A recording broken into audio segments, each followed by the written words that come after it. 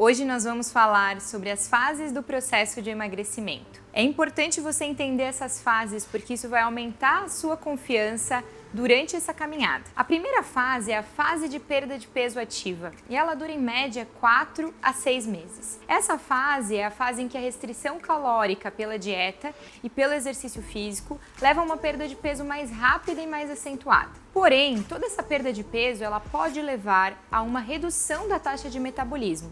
A cada 1 quilo perdido, a nossa taxa de metabolismo reduz em 30 a 40 quilocalorias e a fome aumenta em 100 calorias. Por isso, a gente entra numa fase, que é a segunda fase, chamada fase do platô, que é a fase em que mesmo você mantendo a dieta e exercício físico, há uma dificuldade em continuar perdendo peso. Nessa fase, outras estratégias precisam entrar e também uma redução calórica na avaliação com o seu nutricionista. Muitas vezes a intensificação do exercício físico, restringir ainda mais calorias e também algumas vezes mudar a estratégia de tratamento medicamentoso, elas são necessárias para que você não desista.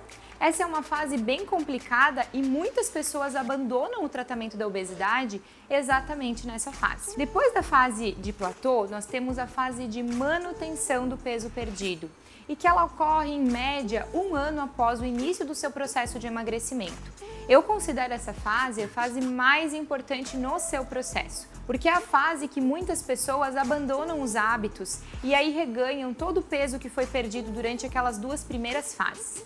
Nessa fase, o seu corpo faz de tudo para voltar para o peso de antes, porque vocês lembram, lá nos primórdios da humanidade, nós não fomos criados para perda de peso, mas sim para guardar energia em forma de gordura.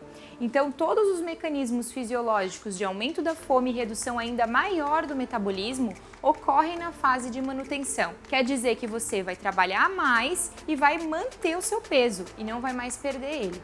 É por isso que muitas pessoas desistem nessa fase.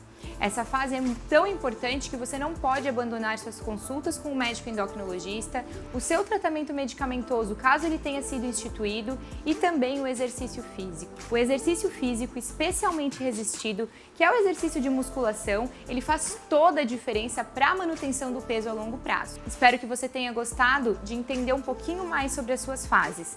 Conte conosco, os endocrinologistas, que somos os médicos especialistas no tratamento da obesidade.